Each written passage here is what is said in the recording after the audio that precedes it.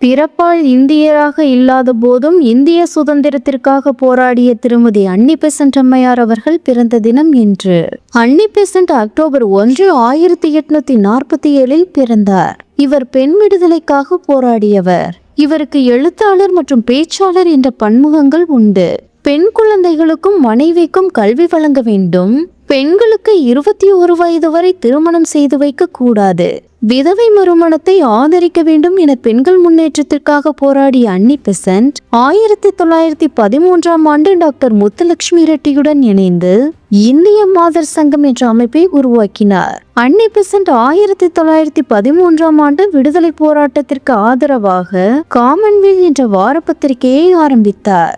1914ஆம் ஆண்டு சென்னையில் இருந்து நியூ இந்தியா என்ற பெயரில் நாளேடு ஒன்றையும் ஆரம்பித்து நடத்தினார்.